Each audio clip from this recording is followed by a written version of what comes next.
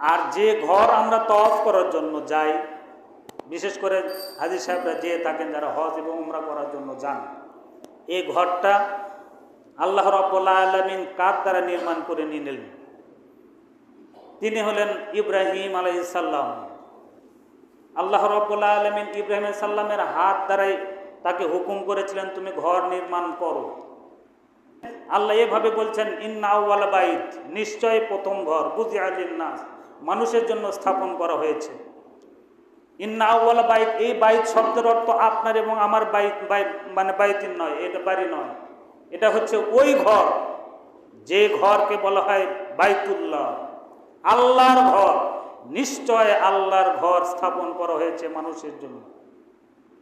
বিবাক্কাতা মুবারাকান, মক্কায়, যা অবস্থিত মক্কায়, মুবারাকান ওয়া হুদাল লিল আলামিন, যেটা বরকতময় এবং মানুষের হেদায়েতের জন্য। এই কাবা ঘর আল্লাহ রাব্বুল আলামিন নির্মাণ করে নিলেন তার প্রিয় বান্দা, তার প্রিয় নবী, তার প্রিয় দোস্ত, যিনি আমাদের পিতা, মুসলিম মিল্লাতের পিতা ইব্রাহিম আলাইহিস সালামকে আল্লাহ রাব্বুল আলামিন হুকুম করলেন। আল্লাহ রাব্বুল আলামিন ইব্রাহিম আলাইহিস সালামকে হুকুম করলেন তুমি একটা ঘর নির্মাণ করো। এটা এমন একটা ঘর, এক নম্বর, এটা হচ্ছে প্রথম ঘর মানুষের ইবাদতের জন্য। বিশ্বের মুসলমানদের ইবাদতের প্রথম যে ঘর স্থাপন করা হয়েছে সেটা হচ্ছে বাইতুল্লাহ। আজকে আমরা সারা বিশ্বে যত মুসলিম রয়েছি, আমরা যারা ইমানের দাবিদার, ইমান নিয়ে দুনিয়াতে যারা আমরা আছি, আমরা যে সলাত আদায় করছি সাক্ষ্য দেওয়ার পরে, 2 নম্বরে যে আমরা সলাত কায়েম করছি, এই সেজদাটা আমরা দিচ্ছি বাইতুল্লাহর দিকে। আজকে বাইতুল্লাহ আমাদের পশ্চিমে, আর যারা বাইতুল্লাহর পূর্বে রয়েছে তারা পূর্ব দিক হয়ে তারা সেজদা দিচ্ছেন। এটাই হচ্ছে প্রথম 1 নম্বর। এটা এমন একটা ঘর যে ঘরে আল্লাহ রাব্বুল আলামিন আমাদের ইবাদতের জন্য তৈরি করেছেন। 2 নম্বর, এটা আল্লাহ রাব্বুল আলামিন কি করছেন? বরকতময় করে দিয়েছেন। এটা বরকতময় একটি ঘর, কল্যাণের একটি ঘর, কল্যাণ এবং বরকত দিয়ে ভরপুর যে ঘর, সেই ঘরটার নাম হচ্ছে বাইতুল্লাহ। 3 নম্বরে বলা হয়েছে মানুষের হেদায়েতের জন্য। এই ঘরটা স্থাপন করা হয়েছে মানুষের হেদায়েতের জন্য, হেদায়েতের একটা রাস্তা, একটা পথ, সেটাই হচ্ছে বাইতুল্লাহ। আল্লাহ রাব্বুল আলামিন ইব্রাহিম আলাইহিস সালামকে হুকুম করলেন, ইব্রাহিম আলাইহিস সালামকে আল্লাহ রাব্বুল আলামিন আদেশ করলেন তুমি একটা ঘর নির্মাণ করো। আল্লাহ হুকুম করলেন ইব্রাহিম আলাইহিস সালাম। ইব্রাহিম আলাইহিস সালাম নির্মাণ, তাকে দেখানো হলো। ইব্রাহিম আলাইহিস সালাম যখন হুকুম করলেন, তিনি গেলেন মক্কার একটা প্রান্ত, মরু প্রান্ত। তখন আল্লাহ তাকে জানিয়ে দিলেন ছায়ার মাধ্যমে যে ওই জায়গায় তুমি এই ঘরটা নির্মাণ করবে। তোমার এই যেভাবে আকাশ থেকে একটা ছায়া দেখানো হয়েছে, এই ছায়া এটা বড় করবে না, এর উত্তর দক্ষিণ পূর্ব পশ্চিম যেন না হয়, যেখানে স্থান আমি দেখিয়ে দিলাম এখানে তুমি একটা ঘর নির্মাণ করো। তার মানে এখান থেকে বোঝা যাচ্ছে যে আল্লাহ রাব্বুল আলামিন তাকে যে হুকুম করলেন, তিনি সর্বপ্রথম একটা নির্দিষ্ট আল্লাহ যেটা করে দিয়েছেন ওই জায়গায় তুমি ঘর নির্মাণ করো। এবার ইব্রাহিম আলাইহিস সালাম, ওই সময় তো আর কোনো লোক নেই, তেমন হেদায়েতের কোনো লোক নেই, তাকে সাহায্য করার মতো কোনো লোক নেই। তিনি তার সন্তানকে আহ্বান করলেন।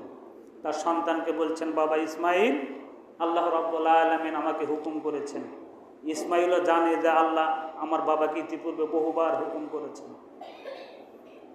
ইব্রাহিম আলাইহিস সালাম তার সন্তানকে বলছেন, হে আমার বৎস, আল্লাহ রাব্বুল আলামিন আমাকে আবার হুকুম করেছেন। ইসমাইল আলাইহিস সালাম বলছেন, হে আমার পিতা, আপনাকে আল্লাহ রাব্বুল আলামিন যে হুকুম করেছেন ওই হুকুম আপনি পালন করুন। ইসমাইল বলতে পারতো ইসমাইল বলতে পারতো রব্বুল আলামিন আবার আপনাকে কি হুকুম করলেন, এই কথা কিন্তু ইসমাইল বলেন নাই।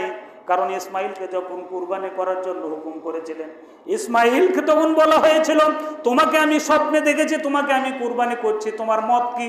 ওই সময় ইসমাইল বলেছিল আপনাকে যা আদেশ করা হয়েছে আপনি সেটাই পালন করুন।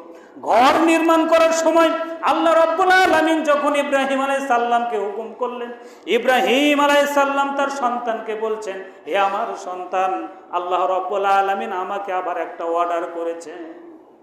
ইসমাইল আর বললেন না যে কি অর্ডার করেছেন। যদি বলতেন যে কি অর্ডার করলেন আব্বা, আল্লাহ আবার আপনাকে কোন পরীক্ষায় পেলেন, এরকম প্রশ্ন করেন না।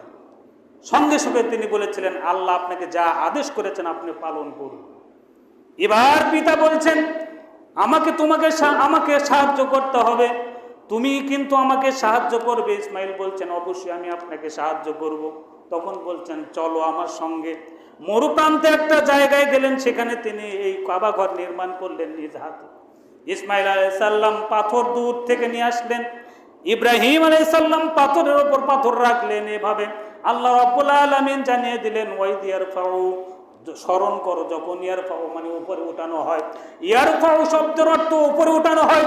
যখন ইব্রাহিম সাল্লাম একটা একটা করে উপরে উঠাচ্ছেন তখন বলছেন ওয়াইদিয়ারফাউ ইব্রাহিমুল কাওয়াইদা মিনাল বাইত, যখন ওই ঘরের তার মানে আল্লাহর ঘরের যে ভিত, যেটা এই ভিতটা যখন আস্তে আস্তে উপরে উঠানো হচ্ছে তখন বলছেন ইব্রাহিম আলাইহিস এবং ইসমাইল আলাইহিস সালামকে তিনি যখন বলছেন ওয়াইদিয়ারফাউ ইব্রাহিমুল কাওয়াইদা মিনাল বাইত ওয়া ইসমাঈল রব্বানা তাকাব্বাল মিন্না ইন্নাকা আনতাস সামিউল আলিম, ওই সময় দোয়া করেছিলেন।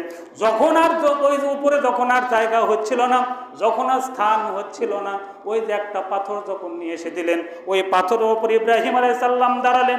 ওই যে তার পায়ের একটা ছাপ রয়েছে, আল্লাহ রাব্বুল আলামিন এখানে বলছেন ইন্না ওয়ালা বাইতিন বুদিআ লিন-নাস লাল্লাযী বিবাক্কাতা মুবারাকান ওয়া হুদাল লিল আলামিন ফীহি আয়াতুন বায়্যিনাত। আল্লাহ রাব্বুল আলামিন সূরা আল ইমরানের 96 নম্বর আয়াতে জানিয়ে দিলেন এখানে অনেক নিদর্শন রয়েছে, অনেক নিদর্শন রয়েছে। তার ভেতরে একটা নিদর্শন মাকামি ইব্রাহিম। এই মাকামি ইব্রাহিম কি? ওই যে ইব্রাহিম আলাইহিস সালাম যখন উপর দিকে উঠাচ্ছিলেন একটার পর একটা, আর হাতও পাচ্ছিলেন না, আর থা পাচ্ছিলেন না, একটু উপরের দিকে উঠবে আর হচ্ছিল না, তখন পাথরের উপর যখন দাঁড়ালেন তখন পাথরটাই আস্তে আস্তে উপর দিকে উঠলেন। আবার যখন প্রয়োজন শেষ পাথরটা নিচে আসলেন, পায়ের দাগ ছিল। হাজী সাহেব যারা আছেন তারা অবশ্যই দেখেছেন আল্লাহ রাসূল এই মক্কা কাবা এবং মাকাম ইব্রাহিম মাঝখানে 2 রাকাত সালাত আদায় করেছেন। যারা গিয়েছেন তারা 2 রাকাত সালাত আদায় করেছেন। নিদর্শন, কাবা ঘরের নিদর্শন, আল্লাহর ঘরের নিদর্শন, বাইতুল্লাহর ঘরের নিদর্শন আল্লাহ এখানে তুলে ধরেছেন। তাহলে কে তৈরি করলো, কিভাবে তৈরি করলো সেটাও জানিয়ে দেব। এই ঘরটা তওয়াফ করার জন্য বাংলাদেশ তথা সারা বিশ্বের মুসলমানরা যাবে, অনেকেই পৌঁছে গিয়েছেন। এটাই হচ্ছে মূল। তাহলে এই ঘরটা আল্লাহ কিভাবে তৈরি করে নিলেন? ইব্রাহিম সাল্লাম তার সন্তানকে নিয়ে ঘরটা তৈরি করলেন আর বললেন হে আল্লাহ আপনি আমাদের পক্ষ থেকে এটা কবুল করুন। যে কাজ আমরা করব, যে কাজ আল্লাহর উদ্দেশ্যে করব, যে কাজ আল্লাহকে রাজি খুশি করার জন্য করব, যে ইবাদত যে আমল করব একমাত্র আল্লাহর জন্যই যেন আমাদের হয়। আর সদা সর্বদা আমরা এটাই যেন বলি আল্লাহ তুমি আমাদের এটা কবুল করো।